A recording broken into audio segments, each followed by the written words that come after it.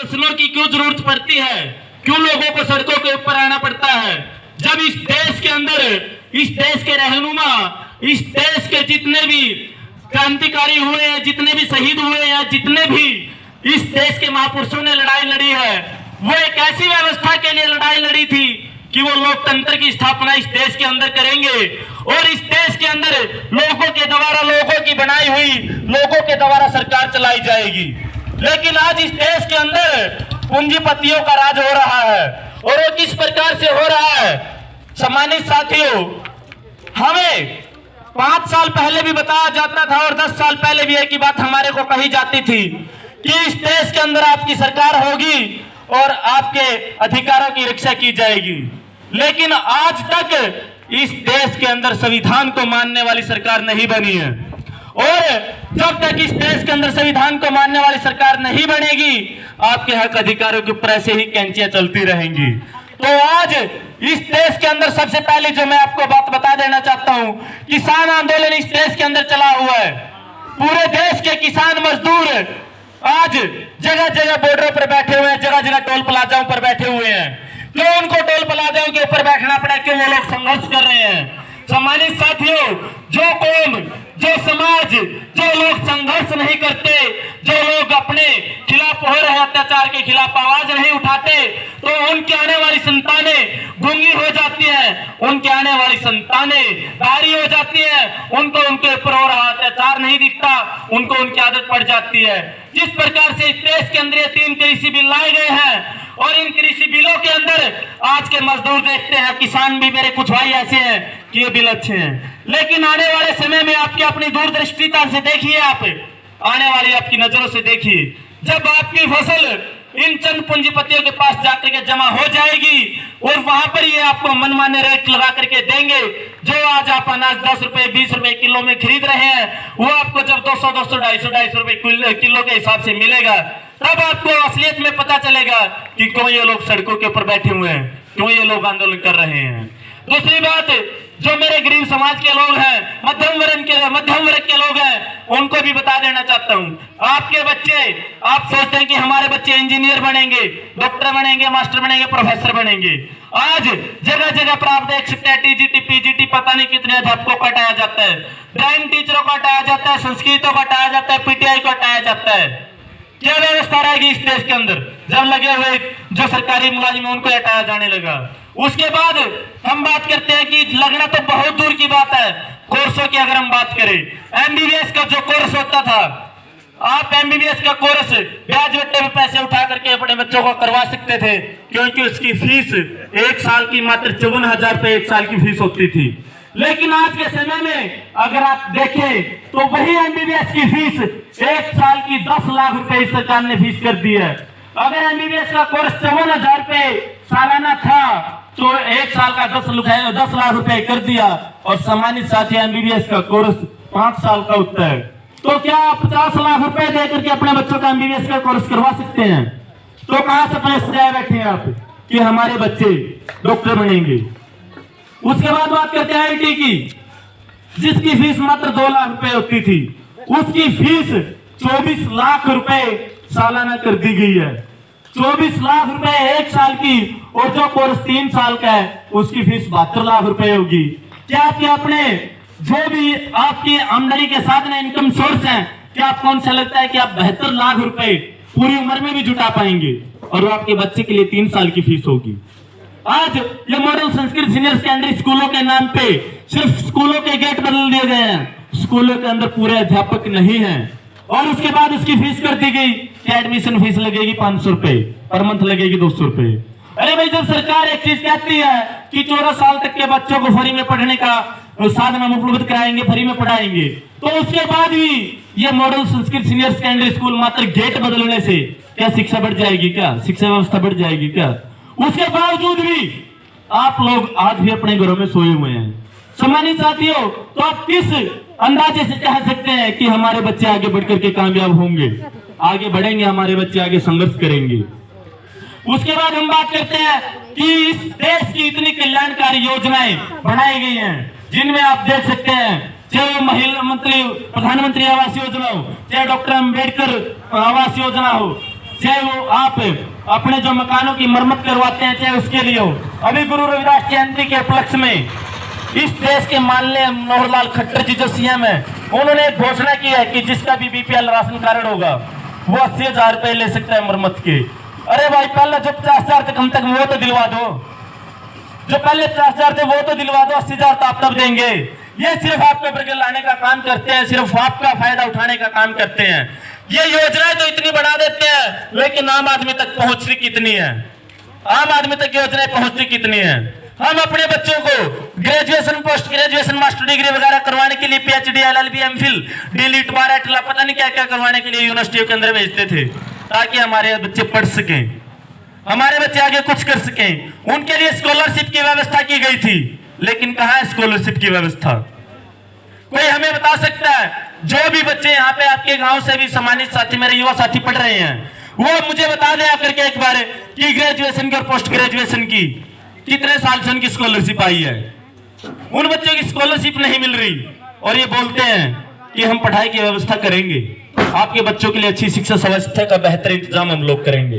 Corona की आड़ में इनके जगह जगह चुनावी रैलियां होती हैं, इनकी जगह जगह चुनावी रैली होता है, उस समय कोरोना नहीं आता।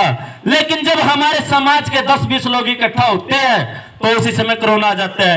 क्यों? मैं सरकार के लिए कोरोना को स्पेशल है क्या? सरकार के लिए कोरोना नहीं आता, लेकिन आम आदमी के लिए कोरोना आता है।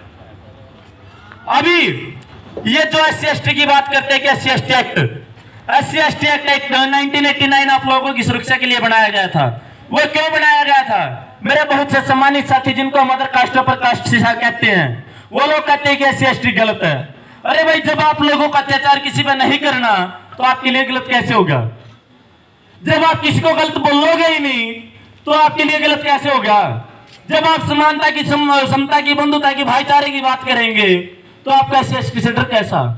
लेकिन उसके बावजूद भी यह सरकार सिर्फ वोट बैंक के लिए आपके उस SC/ST को भी खत्म करने का काम कर रही है, उसको भी कमजोर करने का काम कर रही है। हमारी गरीब बहनों की शादियों के अंदर कन्यादान की राशि की व्यवस्था होती थी कि कन्यादान राशि देंगे, लेकिन यहाँ पे भी बहुत सी मेरी बहनों की शादी हुई होंगी। क्या उनके परिवार वाले हमें बता सकते हैं कि किसको शादी के दिन पैसा मिला है? जब हम 1,00,000-2 लाख रुपए अंगूठा लगा करके ब्याज पे उठा लेते हैं और उसके बाद इन कोर्टों के हजारों चक्कर काटने के बाद भी हमें वो कन्यादान राशि नहीं मिलती, और जितना पैसा मिलता है वो सारा हमारा ब्याज में चला जाता है। तो फिर क्या फायदा ऐसी कन्यादान राशि का जो हमें नहीं मिल सकती? अगर कन्यादान राशि देने तो मंडप में क्यों नहीं देते? जिस दिन हमारी लड़की की बारात आती है, जिस दिन हमें अपनी लड़की को विदा करना होता है, उस दिन हम क्यों नहीं वो राशि देते? क्यों नहीं वो कन्यादान राशि देते? तो हमने ऐसी ही 10 डिमांडें हमारे इस पंपलेट के अंदर है, और उनको लेकर के हम उच्चारण के अंदर एक प्रदर्शन कर रहे हैं। एक सरकार ने व्यवस्था की थी मनरेगा की, महात्मा गांधी रोजगार कानून गारंटी योजना, लेकिन उस महात्मा गांधी रोजगार गारंटी कानून योजना जो है उसका कितने लोगों को लाभ मिलता है? सही मायने में कितने लोगों को उसका लाभ मिलता है? अगर एक छोटा किसान अपने खेत की फसल कटवाना चाहे ना, तो मनरेगा के तहत अपने खेत की फसल कटवा सकता है, जो एक छोटा किसान होता है। लेकिन क्या आज तक किसी को लाभ मिला?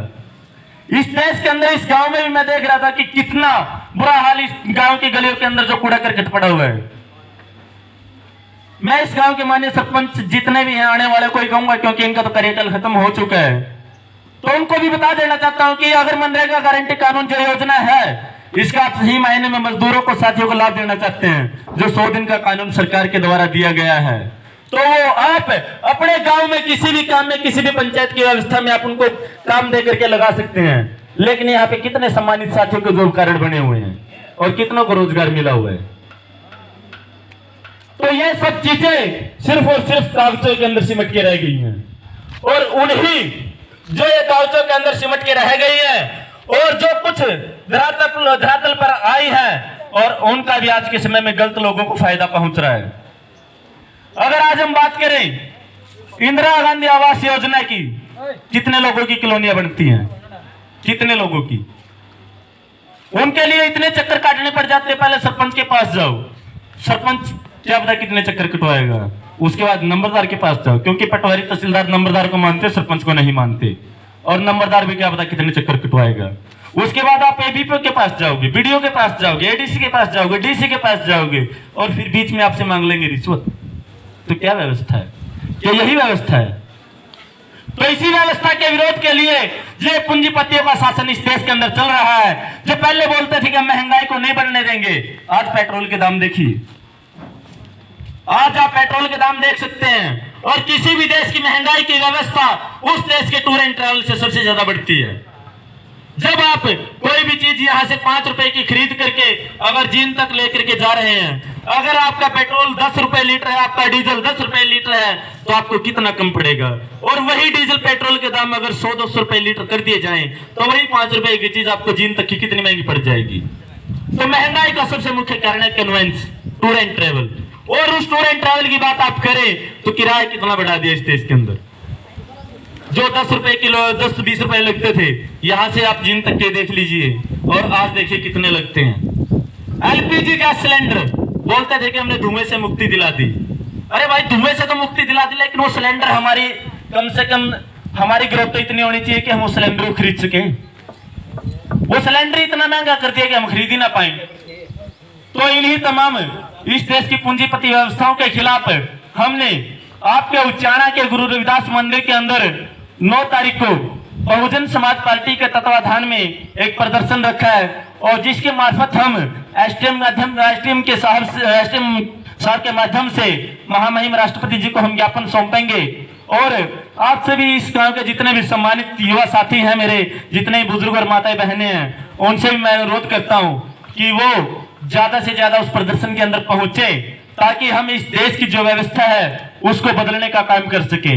अन्यथा वो जो दौर था ब्रिटिश ईस्ट इंडिया कंपनी, जो मेरे युवा साथी पढ़े लिखे साथी हैं वो अच्छे तरीके से जान सकते हैं कि किसी भी देश को गुलाम बनाने के लिए उस देश के सबसे पहले किसानों को, मजदूरों को गुलाम बनाया जाए, वो देश अपने आप गुलाम हो जाएगा।